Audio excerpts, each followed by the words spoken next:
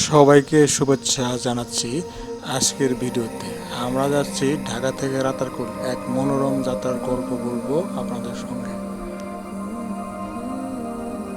ঢাকার Gabtali bus terminal থেকে আমরা একটা বাসের টিকিট কেটে রওনা দিলাম রাতারকুল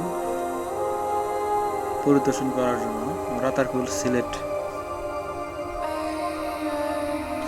সিলেট শহর থেকে রাতারকুল যেতে সময় লাগে আরও 30 থেকে 40 মিনিট।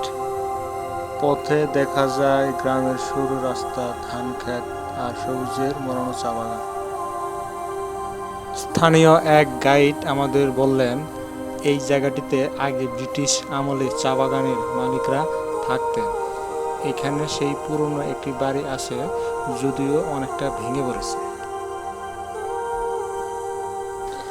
রাতারকুলের সবচেয়ে মজার জায়গা ছিল গ্রামের একটি নদী, ছোট নদীর ঘাট, যেখানে সূর্য ডোবার সময়টা একেবারে ছবির মতো মনে হয়। রাতারকুল জলাবন বাংলাদেশের একমাত্র মিঠা পানির জলাবন এবং বিশ্বের বিরলতম প্রাকৃতিক জলাবনের মধ্যে একটি। সিলেট বিভাগের গোয়াইনঘাট উপজেলার ফাতেহপুর ইউনিয়নে অবস্থিত।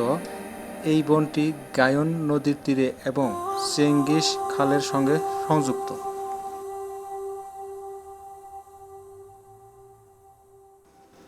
এটি বাংলাদেশের দ্বিতীয় বৃহত্তম জলাবন এবং প্রায় ৩,২২৫ একর এলাকায় জুড়ে বিস্তৃত, যার মধ্যে ৫০৪ একরকে ২০১৫ সালে বন্যপ্রাণী অভয়ারণ্য হিসেবে ঘোষণা করা হয়েছে।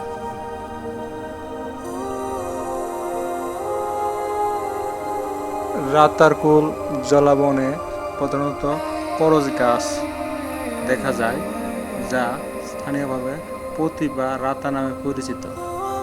বনের মোট ৭৩টি উদ্ভিদ প্রজাতি রয়েছে, যার মধ্যে হিজল, করজ, মুর্তা, বট, কদম, হিজল, বরুণ, পিতলি, অর্জুন, চাটিম, বট গাছ ইত্যাদি উল্লেখযোগ্য। বর্ষাকালে বনের অধিকাংশ গাছ পানির নিচে ডুবে যায়, যা এক অনন্য দৃশ্য তৈরি করে। রাতারকুল জলাবনে ২৬টি স্তন্যপায়ী প্রাণী, ৯টি উভচর প্রাণী, ১৯৫টি পাখি প্রজাতি এবং বিভিন্ন প্রজাতির সরীসৃপ ও মাছ রয়েছে।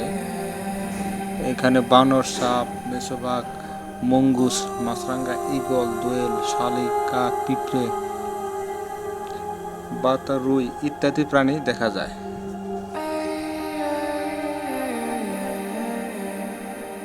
আমরা এখানে স্থানীয় ট্রলার ভাড়া করে বনের অভ্যন্তরে প্রবেশ করলাম। প্রতিটি ট্রলার ঘুরে আসতে এবং চতুর্পাশে বন পরিদর্শন করতে আমাদের কাছ থেকে ৫০০ টাকা নিয়েছিল।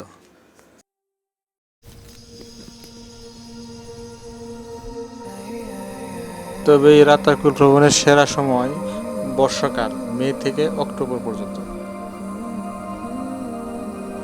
তবে বনের অভ্যন্তরে প্রবেশের জন্য বন বিভাগের অনুমতি প্রয়োজন।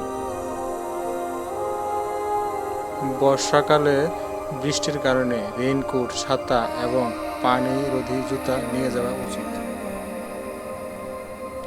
রাতারকুল জলাবন প্রকৃতিপ্রেমীদের জন্য একটি অন্যতম অভিজ্ঞতা প্রদান করে।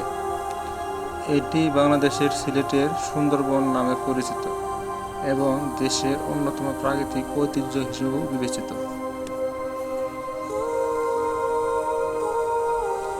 আর হ্যাঁ, সাবস্ক্রাইব করতে ভুলবেন না, কারণ এমন আরও অজানা মনোমুগ্ধকর ভ্রমণের গল্প আমরা নিয়মিত নিয়ে আসব।